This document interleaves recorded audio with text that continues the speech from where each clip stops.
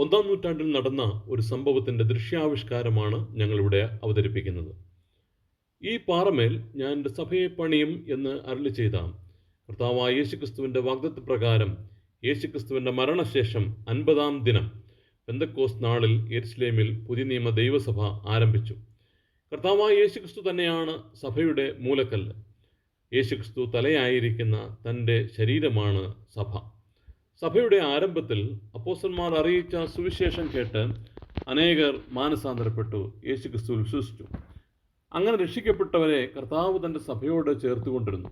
ആ നാളുകളിൽ അനേകർ രക്ഷിക്കപ്പെട്ട് സ്നാനപ്പെട്ട് അപ്പോസ്തലന്മാരിൽ നിന്ന് പഠിച്ചും അപ്പം നുറുക്കുകയും കൂട്ടായ്മ ആചരിച്ചും പ്രാർത്ഥന കഴിച്ചും ദൈവത്തെ മഹത്വപ്പെടുത്തി മുൻപോട്ട് പോയി. അവർ ദിനംപ്രതി യെരുശലേം ദേവാലയത്തിൽ കൂടി വരികയും സകലവും പൊതുവക എന്ന് എണ്ണുകയും ചെയ്തു. അക്കാലത്ത് ദൈവജനത്തിന് മഹാഭയമുണ്ടാക്കിയ ഒരു സംഭവമായിരുന്നു അനന്യാസിൻ്റെയും സഫീറയുടെയും മേലുണ്ടായ ദൈവിക ന്യായവിധി. ധനമോഹവും കാപട്യവുമായിരുന്നു അവരുടെ മരണകാരണം. വിശുദ്ധ ബൈബിളിൽ നിന്നും ആ കഥാപാത്രങ്ങളെ ഉൾക്കൊണ്ടുകൊണ്ട് നമ്മുടെ കുഞ്ഞുങ്ങൾ അവതരിപ്പിക്കുന്നു കാപട്യവും പരിണിത ഫലങ്ങളും അനന്യാസിൻ്റെയും സഫീറയുടെയും പതനം. Yes, the hypocrisy and its consequences, the fall of Ananias and Sapphira.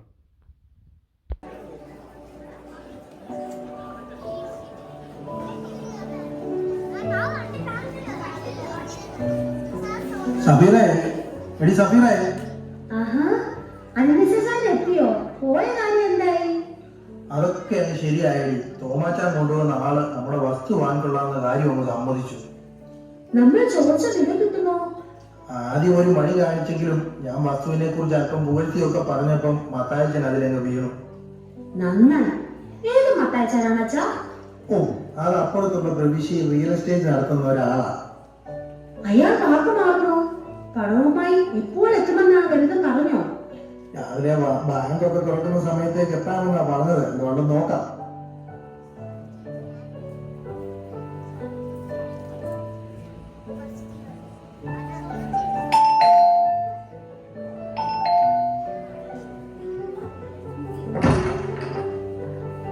ആഹാ, തോമാച്ചാൻ ഇത്ര വേഗം കുഞ്ഞെത്തിയോ?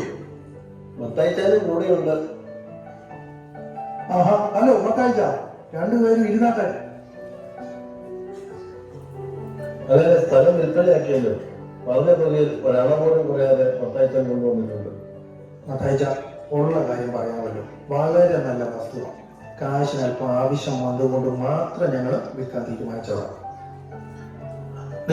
തോമാറ്റം പറഞ്ഞതുപോലെ ഒരണമൂലം കുറയാതെ ഞാൻ കൊണ്ടുവന്നിട്ടുണ്ട്. എന്നാൽ ആധാരം എഴുതിയ പ്രമാണം എടുത്തുകൊണ്ട് വരും. സഫീറേ, സഫീറേ, നമ്മുടെ വസ്തുവിന്റെ പ്രമാണം എടുത്തോണ്ട് വന്നേ. അനന്യാസേ, ഇന്ന് വൈകിട്ട് പ്രാർത്ഥന കൂടി വരുമല്ലോ അല്ലേ? ആ, നോക്കട്ടെ തോമാച്ച. ഏതോ പറഞ്ഞുറപ്പിച്ച തുകയുണ്ട്. ഇന്നോ മത്തായിച്ചായ എന്റെ വസ്തുവിന്റെ ആധാരം. അനന്യാസേ, അല്പം ധൃതിയുണ്ട്, ഇറങ്ങട്ടെ. എനിക്കും രാവിലെ ഓഫീസ് തുറക്കണം. ഇന്ന് അല്പം ഡീലിംഗ് കൂടുതലായി നടക്കുന്ന ദിവസം. എന്നാൽ അങ്ങനെ ആയിക്കോട്ടെ.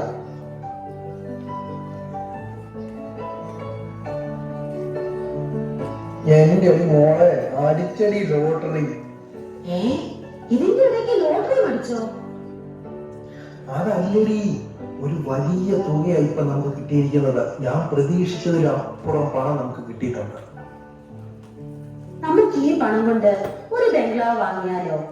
ആ ശോശാമ്മയുടെ വീട് പോലെ ഒരെണ്ണം നമുക്കും വേണം. അതൊക്കെ അവിടെ നിൽക്കട്ടെ.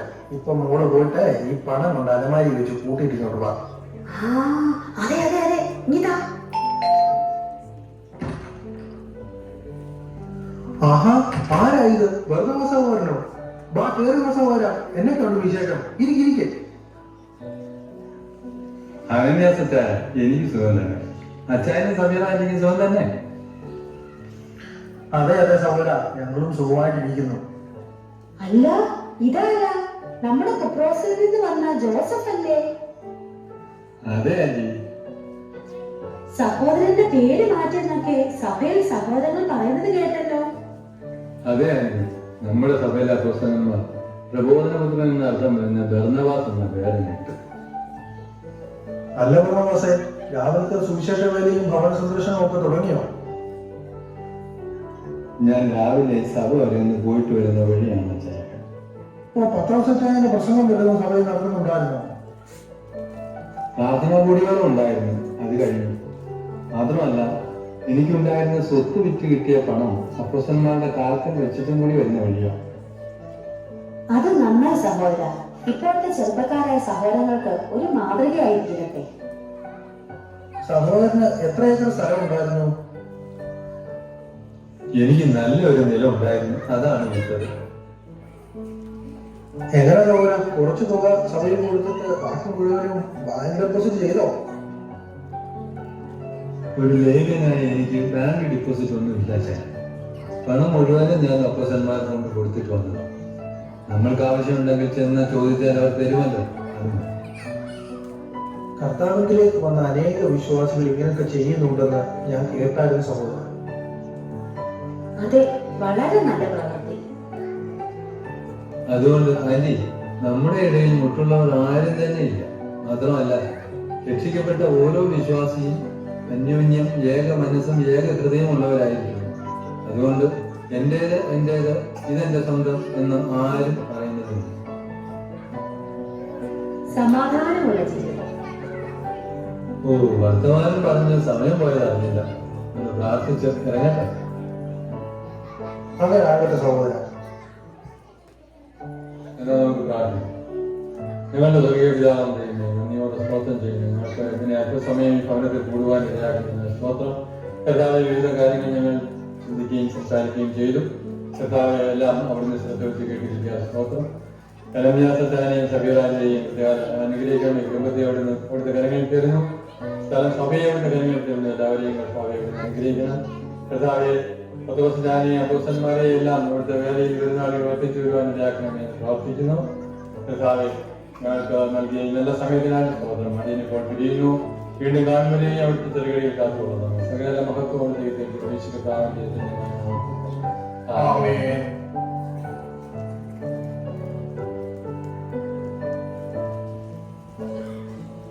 എന്റെ പ്രിയപ്പെട്ടവളെ, നീ ഇങ്ങോട്ടൊന്ന് വന്നേ, ഇവിടെ ഇരുന്നേ. എനിക്കൊരു കാര്യം പറയാനുണ്ട്. ബർന്നബാസ് ചെയ്തതുപോലെ നമുക്ക് സ്ഥലം വിറ്റ് കിട്ടിയ പണം അപ്പോസ്തലന്മാരുടെ കാൽക്കൽ വെക്കണ്ടേ? അത് നല്ല കാര്യമാണ്. പക്ഷേ ഞാൻ നമുക്കൊരു ബംഗ്ലാവ് വാങ്ങിക്കാമെന്ന്. എടി, അതൊക്കെ നമുക്ക് വാങ്ങാം. അതെങ്ങനെ? മുഴുവൻ തുകയും അപ്പോസ്തലന്മാരുടെ കാലത്തിൽ വെക്കണ്ടേ? ആ, അപ്പോസ്തലന്മാരുടെ കാൽക്കൽ വെക്കാം. അങ്ങനെയെങ്കിൽ സാരമില്ല. ഒന്നുമല്ലെങ്കിൽ ആ മറിയാമ്മയുടെ മുമ്പിൽ ഒന്ന് ഞെളിഞ്ഞു നടക്കാമല്ലോ. അതെന്താടി, മറിയാമ്മ വല്ലതും നിന്നെ പറഞ്ഞോ?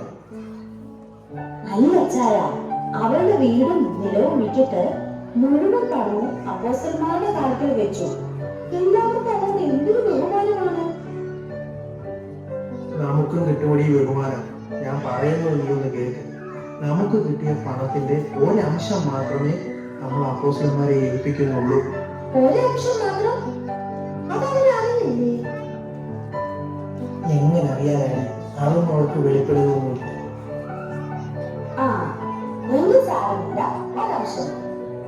നമ്മുടെ ഈ ഔദാര്യം കണ്ടിട്ട് എല്ലാവരും നമ്മളെ സ്തുതിക്കുകയും ചെയ്യും, ബഹുമാനിക്കുകയും ചെയ്യും. ശരിയാണ് അച്ഛാ. ഓ, ആ മറിയാമ്മയുടെ മുമ്പിൽ എന്നിട്ട് വേണം ഒന്ന് ഞെളിഞ്ഞു നടക്കാൻ. നീ ആ പണം എടുത്തോണ്ട് വന്നേ.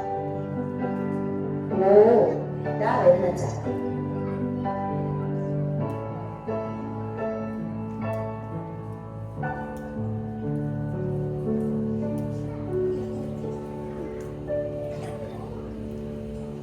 ഇന്നാച്ചാ എണ്ണി എടുക്ക. ഒരംശം അല്ലേടി കൊടുക്കുന്നുള്ളൂ, തെറ്റത്തില്ല. അച്ചായനെ എനിക്ക് ഭർത്താവായി കിട്ടിയത് എന്റെ ഭാഗ്യം. നിന്നെ എനിക്കും. ഞാൻ സഭയിലോട്ട് പോയിട്ട് ഈ പണം അപ്പോസ്തലന്മാരുടെ കാറ്റിൽ വെച്ചിട്ട് വേഗം ഇനി വരാം കേട്ടോ. ശരി അച്ഛാ.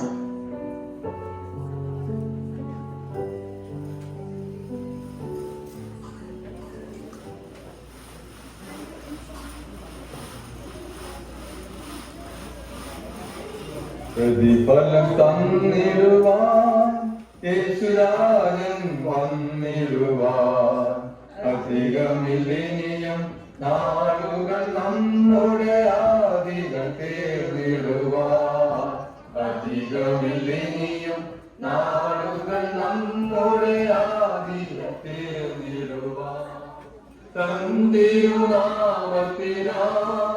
മണ്ണിൽ നിന്നകൾ സഹിച്ചവരെ തന്തിരുനാമത്തിനാ മണ്ണിൽ നിന്നകൾ സഹിച്ചവരെ തിരുസന്നിധം ചേർത്തു തൻ കൈകളവരുടെ കണ്ണുനിൽ തുടച്ചിടുവാൻ തിരുസന്നിധം ചേർത്തു തൻ കൈകളവരുടെ കണ്ണുനിൽ തുടച്ചിടുവാൻ പ്രതിഫലം തന്നിടുവാൻ യേശുരാജൻ വന്നിടുവാൻ അധികമില്ലിനിയും നാളുകൾ നമ്മുടെ ആദികൾ തീർന്നിടുവാൻ അധികമില്ലിനിയും നാളുകൾ നമ്മുടെ ആദികൾ തീർന്നിടുവാൻ. ദൈവദാസന്മാരെ, ഞങ്ങളോട് കണ്ണ തോന്നണമേ. ഞങ്ങളെ നോക്കൂ. വെള്ളിയും പൊന്നും ഞങ്ങൾക്കില്ല, ഞങ്ങൾക്കുള്ളത് നിനക്ക് തരുന്നു. കർത്താവായ യേശുവിന്റെ നാമത്തിൽ നടക്കാം. ഹല്ലേലൂയ. ദൈവത്തിന് സ്തോത്രം. എനിക്ക് നടക്കുവാൻ കഴിയുന്നു. എനിക്ക് സൗഖ്യം തന്ന ദൈവത്തിന് സ്തോത്രം. ഇവൻ സുന്ദരം എന്ന ദേവാലയ ഗോപുരത്തിങ്കിൽ ഭിക്ഷ അടച്ചുകൊണ്ടിരുന്ന മുടന്തനല്ലേ? അതെ ചേട്ടാ, അതെ, ഇവനെ ഞാൻ ദിവസവും കാണാറുണ്ട്. എന്ത് അത്ഭുതങ്ങളും അടയാളങ്ങളുമാണ് ഈ ശിഷ്യന്മാർ കാട്ടുന്നത്. ഈ അപ്പോസ്തലന്മാർ യേശുക്രിസ്തുവിന്റെ നാമത്തിലാണ് ഈ അത്ഭുതങ്ങളും വീര്യപ്രവൃത്തികളും ഒക്കെ ചെയ്യുന്നത്. ഈ യേശുക്രിസ്തു ദൈവപുത്രൻ തന്നെ.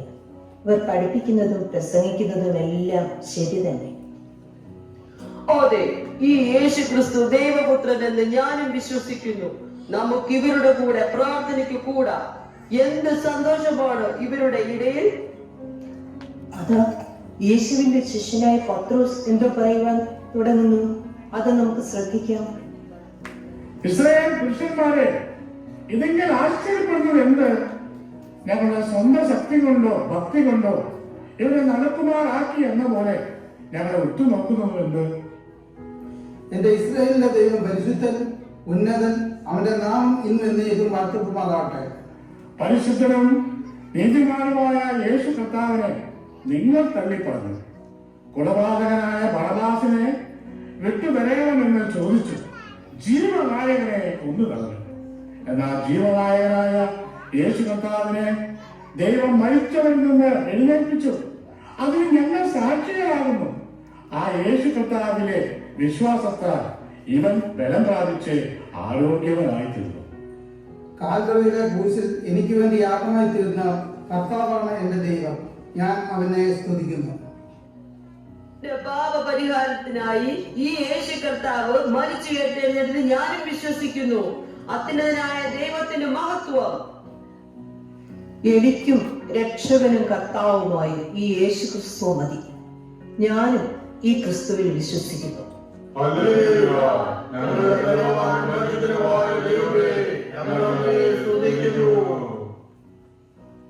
പരമപിതാവേ നമസ്കാരം, പരിശുദ്ധ പരമേ നമസ്കാരം, പരമപിതാവേ നമസ്കാരം, പരിശുദ്ധ പരമേ നമസ്കാരം. തിരുവചനത്താൽ സകലവും ചെയ്ത, തിരുവചനത്താൽ സകലവും ചെയ്ത വല്ലഭദേവ നമസ്കാരം, വല്ലഭദേവ നമസ്കാരം, പരമപിതാവേ നമസ്കാരം, പരിശുദ്ധ പരമേ നമസ്കാരം. സഹോദരന്മാരെ വന്ദനം. എന്നെ നാശത്തിൽ നിന്ന് വീണ്ടെടുത്ത ദൈവത്തിന് സ്തോത്രം. വന്ദനം സഹോദര. നീ വന്നതിന്റെ ഉദ്ദേശം? എന്റെ വീടും നിങ്ങളും വിട്ടു കിട്ടിയ മുഴുവൻ സമ്പാദ്യവും അപ്പോസ്തലന്മാരായ നിങ്ങളുടെ കാൽക്കൽ ഏൽപ്പിക്കുവാൻ വന്നതാണ്. ദൈവം നിങ്ങളെ ധാരാളമായി അനുഗ്രഹിക്കട്ടെ. ഇപ്പോൾ എന്ത് ആവശ്യമുണ്ടായാലും ഞങ്ങളെ സമീപിക്കാം. തീർച്ചയായിട്ടും. അതുകൊണ്ടല്ലേ നമ്മുടെ ഇടയിൽ മുട്ടുള്ളവർ ആരും തന്നെ ഇല്ലാത്തത്. ദൈവത്തിന്റെ കൃപ എല്ലായ്പ്പോഴും നിന്നോടും നിന്റെ കുടുംബത്തോടും കൂടെ ഉണ്ടായിരിക്കട്ടെ. അതേ സഹോദര, ദൈവം നിന്നെ ശക്തീകരിക്കുകയും ബലപ്പെടുത്തുകയും ചെയ്യട്ടെ. എന്റെ ദൈവത്തിന്റെ അതിമഹത്തായ നാമത്തിന് സർവമഹത്വവും അർപ്പിച്ചുകൊള്ളുന്നു. തന്റെ ചകിലെ രക്തം തന്ന് എനിക്ക് വേണ്ടി പ്രായശ്ചിത്തമായി തീർന്ന എന്റെ ദൈവത്തിന് സർവസ്തുതിയും സ്തോത്രവും ബഹുമാനവും മഹത്വവും ഞാൻ അർപ്പിക്കുന്നു. ദൈവമേ നമസ്കാരം, സർവ്വലോകാധിപ നമസ്കാരം. ദൈവമേ നമസ്കാരം, സർവ്വലോകാധിപ നമസ്കാരം. ദേവാദിദേവ ദിവ്യദയാലു, ദേവാദിദേവ ദിവ്യദയാലു, സ്തോത്രം സദാ തവ നമസ്കാരം, സ്തോത്രം സദാ തവ നമസ്കാരം. പരമപിതാവേ നമസ്കാരം, പരിശുദ്ധ പരമേ നമസ്കാരം. സഹോദരന്മാരെ, വന്ദനം. വന്ദനം സഹോദര. എന്റെ നിലം വിൽക്കുവാൻ ഇടയായി ആ തുക മുഴുവനായി അപ്പോസ്തലന്മാരുടെ കാൽക്കൽ വെക്കുവാനായിട്ടാണ് ഞാൻ വന്നിരിക്കുന്നത്. അനന്യാസേ, പരിശുദ്ധാത്മാവിന്റെ വ്യാജം കാണിക്കാനും നിലത്തിന്റെ വേരിൽ കുറെ എടുത്തു വെക്കാനും സാത്താനിന്റെ ഹൃദയം കൈവശമാക്കി വരുന്നത്. നിലം വിറ്റ പണം മുഴുവനും ഞാൻ ഇവിടെ കൊണ്ടുവന്നു. ഒരു കള്ളത്തിലും ഞാൻ കാട്ടിയിട്ടില്ല. അത് വിൽക്കു മുമ്പേ നിന്റേതായിരുന്നില്ലയോ? വിറ്റ ശേഷവും നിന്റെ കൈവശം അല്ലാതെയോ? ഈ കാര്യത്തിൽ നീ മനസ്സ് വെച്ചത് എന്ത്? മനുഷ്യനോടല്ല, ദൈവത്തോടത്തെ നീ വ്യാജം കാണിച്ചത്. അയ്യോ അയ്യോ, എനിക്ക് അപ്പാ.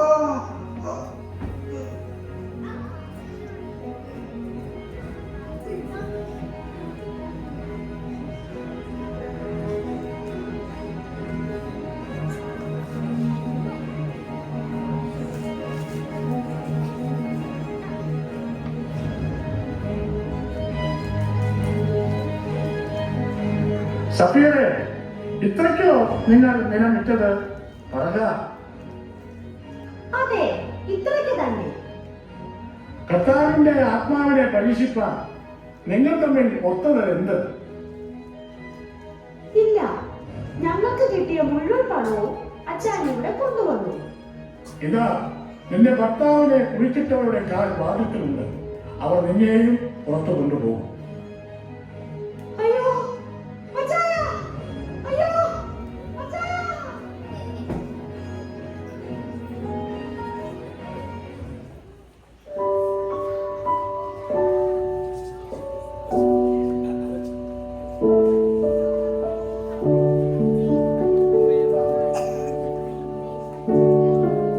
പ്രിയമുള്ളവർ, കർത്താവ് യേശു ക്രിസ്തു തന്റെ സ്വന്തം രക്തത്താൽ സമ്പാദിച്ചാണ് ദൈവസഭ. ഈ ദൈവസഭയുടെ അംഗങ്ങളായി തീരാൻ കാൽവരി ക്രൂശിൽ മരിച്ചു, അടക്കപ്പെട്ടു, ഉയർത്തെഴുന്നേറ്റു എന്ന് വിശ്വസിക്കുകയും ചെയ്യുന്ന ഏവരും ഈ സഭയുടെ അംഗങ്ങളായി തീരും. അതിനാൽ അവര് ക്രിസ്തുവിൽ വിശ്വസിക്കേണ്ടത് അത്യാവശ്യമാണ്. ഇവിടെ അനന്യാസിന് സഭയിലേക്ക് എന്തുണ്ടായി നമ്മൾ കേട്ടു കഴിഞ്ഞു. ദ്രവ്യാഗ്രഹം സകലവിധ ദോഷത്തിന് വഴികാകുന്നു. അവരുടെ സ്വത്തുക്കളുടെ ഒരു പങ്ക് അവർക്ക് വെച്ച് ബാക്കി അപ്പോസ്തലന്മാരുടെ കാൽക്കൽ വെച്ചെന്ന് സമ്മേളനം കാണിച്ചു. തന്മൂലം അവർക്ക് മരിക്കേണ്ടി വന്നു.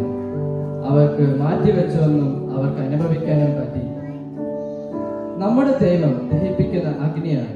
അവർ God is a consuming fire. 1 കൊരിന്ത്യർ 5:10 നമ്മൾ ഇപ്രകാരം പറയും: അവനവൻ ചെയ്യുന്നതല്ല അതിന് തക്കവണ്ണം പ്രാപിക്കേണ്ടത് നാം എല്ലാവരും ക്രിസ്തുവിന്റെ ന്യായാസനത്തിന്റെ മുൻപാകെ വെളിപ്പെടേണ്ടതാകുന്നു എന്ന് വായിക്കുന്നു. ആകയാൽ പ്രിയമുള്ളവർ, നമ്മുടെ പ്രവാസക്കാലം ഭയത്തോടെ കഴിക്കണം.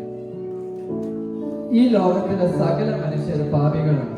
നീതിവാനുള്ള ന്യായാധിപതിയായ ദൈവത്തിന് പാപത്തെ ശിക്ഷിക്കാതിരിക്കാൻ കഴിയില്ല. പാപത്തിന്റെ ശമ്പളം നിത്യമരണം തന്നെയാണ്. അതേസമയം സ്നേഹവാനായ ദൈവം മാനവജാതികളുടെ പാപ പരിഹാരത്തിനായി രക്ഷ ഒരുക്കി.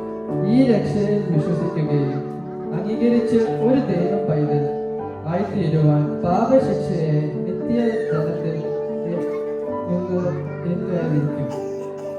എന്നാൽ ഇപ്പോഴാണ് രക്ഷാസമയം, ഇപ്പോഴാണ് സുപ്രസാദക്കാലം. കോഴി തന്റെ കുഞ്ഞുങ്ങളെ ചിറകൻ കീഴിൽ ചേർക്കുന്ന മനസ്സുള്ളതുപോലെ മനസ്സാദരപ്പെടുന്ന പാപികളോട് തന്നോട് ചേർക്കാൻ മനസ്സുള്ളവനായി നമ്മുടെ ദൈവം നിങ്ങൾക്ക് മനസ്സുണ്ടെങ്കിൽ നിങ്ങളുടെ പാപങ്ങൾ കർത്താവിനോട് ഏറ്റുപറഞ്ഞ് കർത്താവാൻ ഒരുക്കിയ രക്ഷയെ വിശ്വസിച്ച് തികച്ചും സൗജന്യമായി നരകത്തിൽ നിന്ന് രക്ഷപ്പെടണം. അങ്ങനെ നിത്യജീവനായി തന്റെ മക്കളെ തന്നോട് ചേർക്കാൻ വരുന്ന കർത്താവിനോട് വരുവനായി ഒരുങ്ങി നമുക്ക് പ്രത്യാശയോടെ കാത്തിരിക്കാം. ആമേൻ.